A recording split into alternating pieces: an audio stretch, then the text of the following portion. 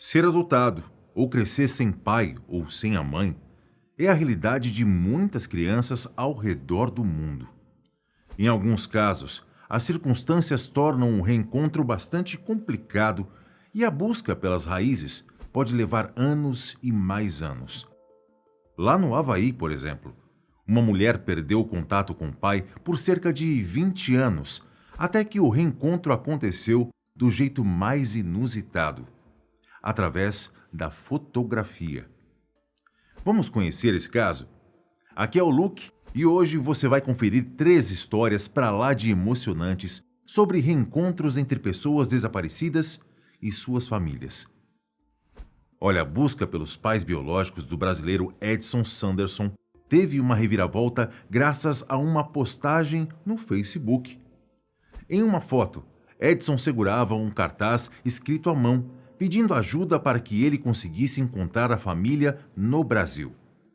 Isso porque, aos 8 anos, ele foi adotado por um casal britânico e nem vivia mais aqui no país. Quando tinha cerca de 3 anos, ele e o irmão mais novo, Emerson, foram levados pela mãe para São Paulo, deixando o pai no município de Sonora, no Mato Grosso do Sul. Dali em diante, Edson não se lembra exatamente do que aconteceu, mas alguns pontos ajudam a traçar a sequência de eventos. Após chegarem em São Paulo, a mãe o abandonou. Ele perdeu o contato com o irmão e foi parar em um orfanato.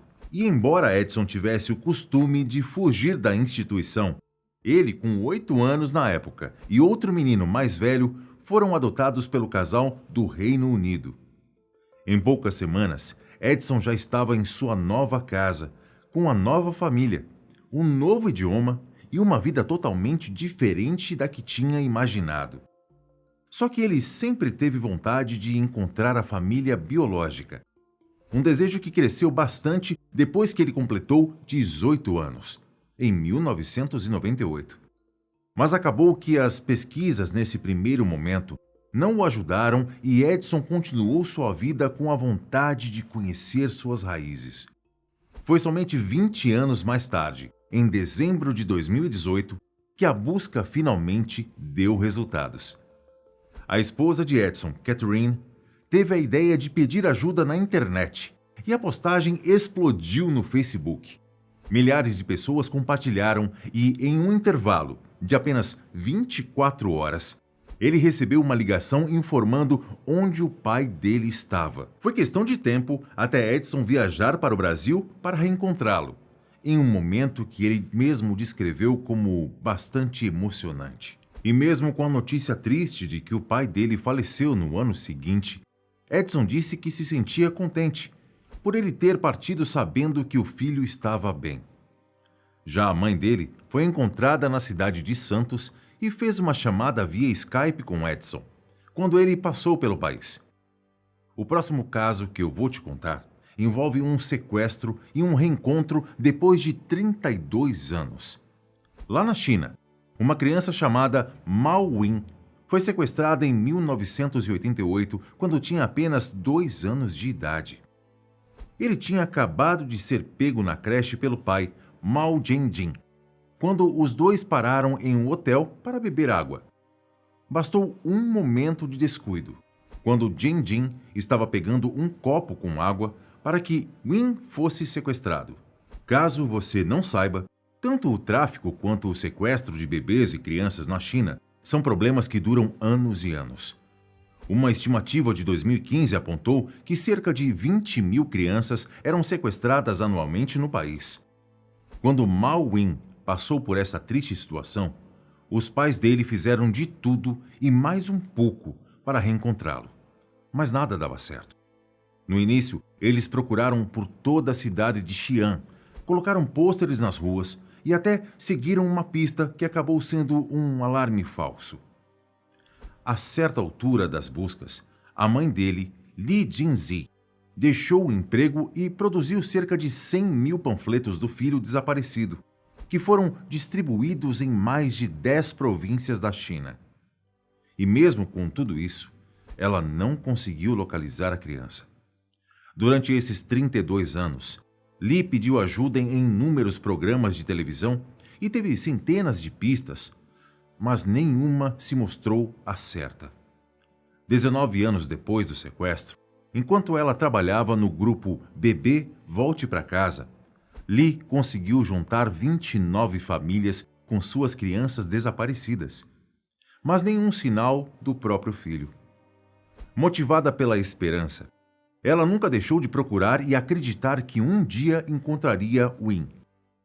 E esse dia chegou no primeiro semestre de 2020, quando uma denúncia foi responsável pelo sonhado reencontro. A polícia tinha recebido informações a respeito de uma criança de Xi'an que havia sido vendida para uma família em outra província no final dos anos 80.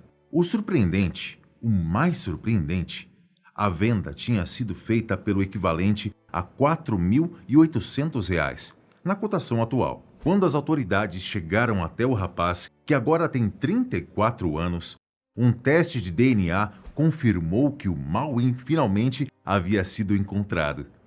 Atualmente, ele é chamado de Gu Ningding e trabalha como administrador de uma empresa de design de interiores. Ele foi criado na cidade de Mianyang e nunca imaginou que estava sendo procurado por mais de 30 anos. Mesmo sem ter certeza do que acontecerá a partir de agora, In ou Ningning disse que quer ficar um tempo com os pais biológicos. O mais bonito disso tudo é que a notícia foi dada para a mãe dele no dia 10 de maio, quando se comemorou o Dia das Mães lá na China. Enquanto isso, em outra parte do mundo, foi o pai de Diana Kim quem apresentou a fotografia a ela. E foi graças à fotografia que os dois se reuniram depois de quase 20 anos. Ela cresceu na ilha Maui, lá no Havaí, e as suas lembranças mais antigas da infância envolvem o estúdio fotográfico do pai, onde ela o ajudava a trabalhar com algumas câmeras descartáveis. Só que os pais de Diana se separaram antes dela completar 10 anos de idade, e daquele momento em diante, como ela mesma descreveu, seu pai se tornou ausente.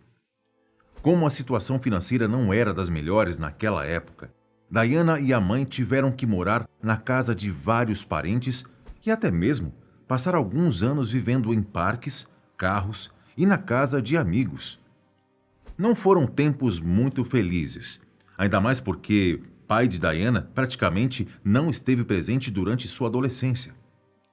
Ao entrar na fase adulta, as notícias sobre ele diminuíram consideravelmente, até o ponto dela não saber mais aonde estava o pai. Em 2003, enquanto fazia o curso de Direito, Diana começou um projeto de ensaios fotográficos em comunidades, com pessoas em situação de rua, batizado de The Homeless Paradise. Um projeto em que ela trabalhou por mais de 10 anos. Nesse meio tempo, a avó de Diana deu novas notícias sobre o pai dela, dizendo que a saúde mental dele havia piorado e de que ela não tinha certeza do lugar que ele estava morando. As últimas informações eram de que ele se recusava a tomar banho, comer e até tomar medicamentos. Foi assim que Diana descobriu que o pai sofria de esquizofrenia e, sem o tratamento correto, todo o físico dele estava se deteriorando. Foram anos de buscas até que, em 2012, quando Diana tinha seus 27 anos e continuava o projeto fotográfico pelas ruas de Honolulu, ela encontrou seu pai entre as pessoas em situação de rua que havia fotografado. Só que ele não a reconheceu. Na verdade, ele não estava em condições nem de interagir com as pessoas ao redor. Diana viveu momentos difíceis depois desse encontro. Como ela e a família não podiam medicá-lo ou alimentá-lo à força, sua posição de observadora não se mostrou apenas difícil, mas extremamente dolorosa. Só que ela não foi uma observadora qualquer. Com uma câmera na mão, Diana documentou vários momentos de seu pai. Por dentro, ela sentia a dor de não poder ajudar da forma que queria, ainda mais nos dias que ele não era encontrado pelas ruas. Depois de quase 3 anos nessa luta, e um intervalo de semanas sem ver o pai, Diana recebeu a notícia de que ele estava no hospital porque tinha sofrido um ataque cardíaco. Uma situação extremamente complicada, mas que foi a chave para as melhoras que vieram. Como ela mesma explica, o pai teve um infarto na rua e alguém tomou a liberdade de chamar a polícia, que o encaminhou para o hospital. O ataque cardíaco meio que salvou a vida dele, já que abriu as portas para o início de um tratamento. Quando Diana o encontrou no hospital, ele estava limpo, havia ganhado um pouco mais de peso e, nas palavras dela, estava saudável de um jeito que ela ainda não tinha visto. A recuperação do pai de Diana começou ali. Embora tenha se magoado com muitas escolhas que ele tenha feito, ela disse que escolheu perdoá-lo para que os dois possam seguir em frente. Desde então, ele tem tomado os remédios, recebe a ajuda que precisa e tem dado um passo de cada vez na sua nova vida. Uma segunda chance era tudo o que eles precisavam. Por hoje é só, pessoal. Um forte abraço e até o próximo vídeo. Tchau!